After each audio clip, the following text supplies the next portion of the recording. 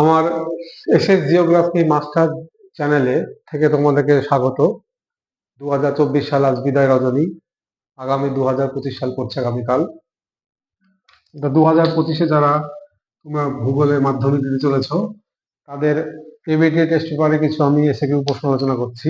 প্রথম প্রশ্ন হচ্ছে আমার, ল্যাপস রেট বা তাপমাত্রা স্বাভাবিক তাপ হ্রাস কাকে বলে? দেখো, বলছে ভূপৃষ্ঠ থেকে যত আমি 1 কিমি উঁচুতে যাব, ভূপৃষ্ঠ থেকে যত আমি 1 কিমি উঁচুতে যাব বা 1000 কিমি উঁচুতে যদি যায়, 1000 মিটার, তাহলে ভূপৃষ্ঠ থেকে 1 কিমি বা 1000 মিটার উচ্চতা বৃদ্ধিতে আমার উষ্ণতা হ্রাস পাচ্ছে 6.4 ডিগ্রি সেন্টিগ্রেড।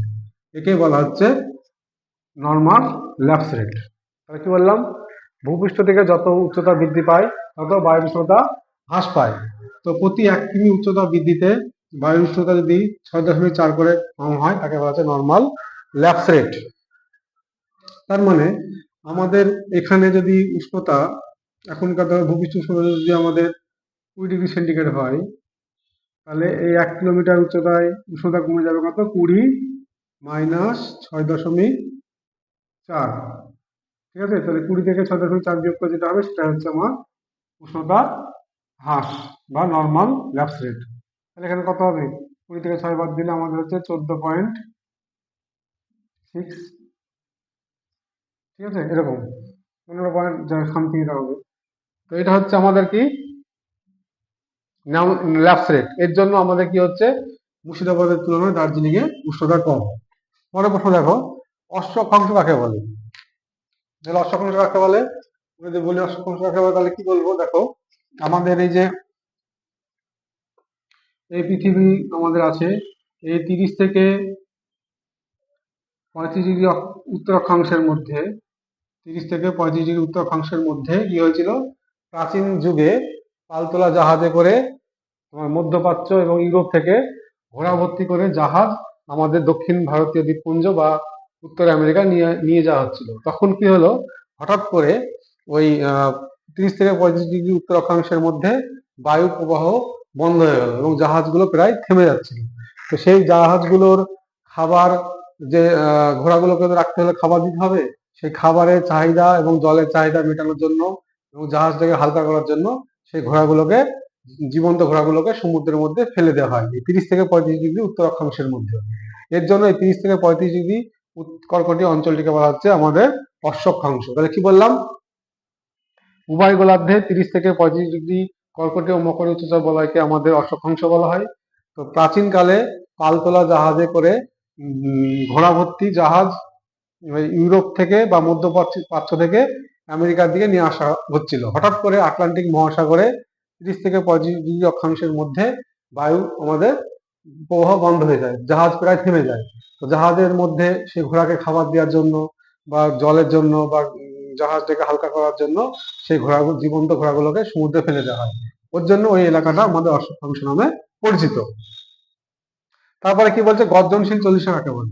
তো গর্জনশীল চল্লিশা কাকে বলে, দেখো আমাদের এই 40 ডিগ্রি দক্ষিণ গোলার্ধে, দক্ষিণ গোলার্ধে 40 ডিগ্রি দক্ষিণ অক্ষাংশকে, দক্ষিণ অক্ষাংশে দক্ষিণ গোলার্ধে 40 ডিগ্রি অক্ষ বরাবর যে উত্তর পশ্চিম পশ্চিমা বায়ু, কি বললাম?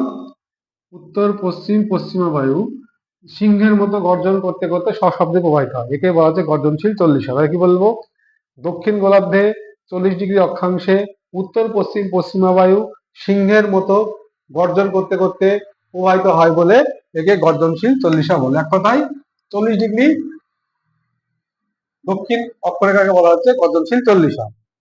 পরের প্রশ্ন কি আছে, শিশিরাঙ্ক কাকে বলে? শিশিরাঙ্ক, তোমার শিশির, এখন শীতকালের টাইম, দেখো শিশির পড়ছে, তাহলে বায়ু যে উষ্ণতায় সম্পৃক্ত হয় বা আর্দ্র বায়ু কি হচ্ছে, জলীয় বাষ্পে পরিণত হচ্ছে, তাহলে তাকে বলা হচ্ছে শিশিরাঙ্ক। যেমন আমাদের শীতকালে কুয়াশা, শিশির প্রভৃতি কিন্তু শিশিরাঙ্কের জন্য হয়। তাহলে কি বলবো? যে উষ্ণতায় বায়ু প্রথমত সংপৃক্ত হচ্ছে এবং আর্দ্র বায়ু আরো ঠান্ডা হয়ে তোমার ছোট ছোট জলবিন্দু গঠন করছে, তাকে বলা হচ্ছে শিশিরাঙ্ক। এই শিশিরাঙ্কের কারণে আমাদের এই শীতকালে সকালবেলায় ঘাসের আগায় শিশির পড়ে, আর একটু উপরের দিকে কুয়াশা পড়ে। ITCZ কাকে বলে?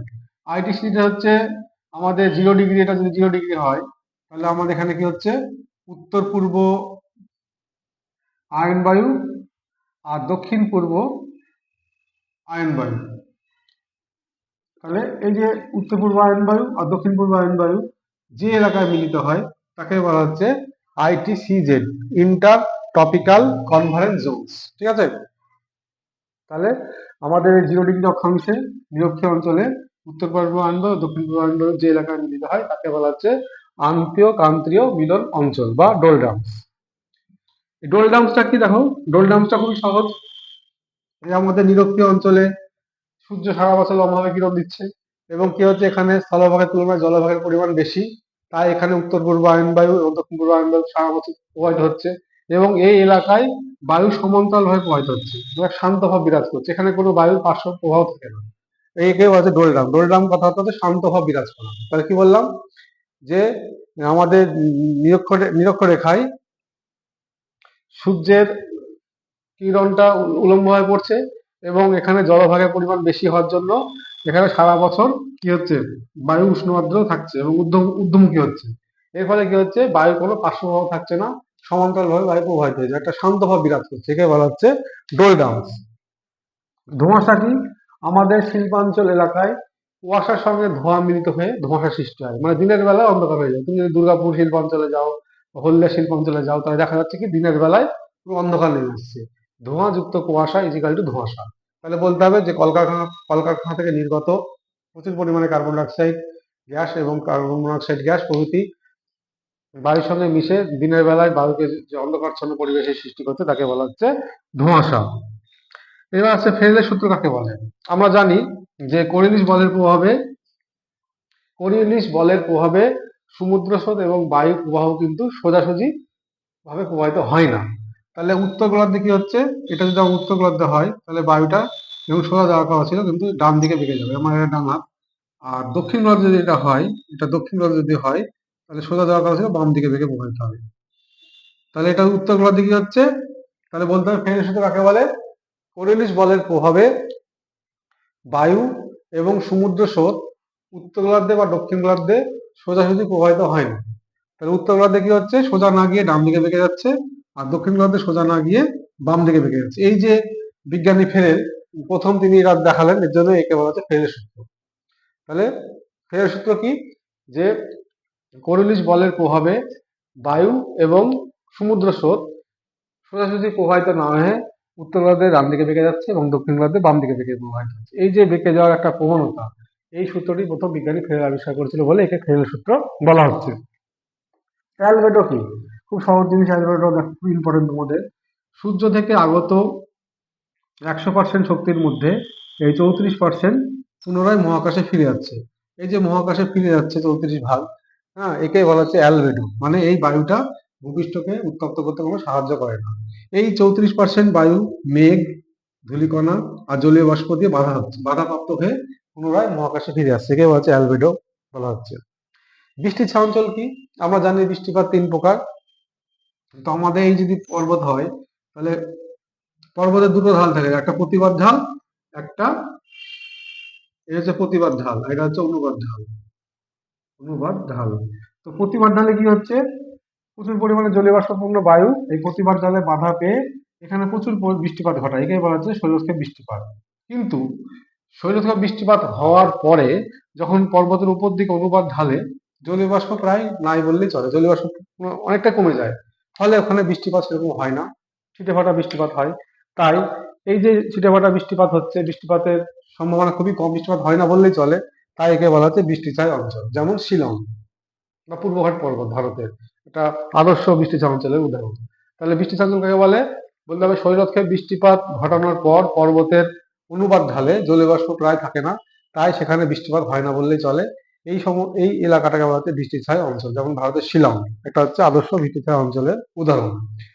এই এসএস জিওগ্রাফি মাস্টার চ্যানেলটি যদি তোমাদের ভালো লেগে থাকে তাহলে তোমরা বন্ধুদের মধ্যে শেয়ার করো, তোমাদের লাইক, তোমরা কমেন্ট করো তোমাদের কি কি অসুবিধা, তোমাদের কমেন্ট, তোমাদের আশা আকাঙ্ক্ষায় তোমাদের এই চ্যানেলকে ভবিষ্যতে এগিয়ে নিয়ে যাওয়ার জন্য নির্বাধ হচ্ছে।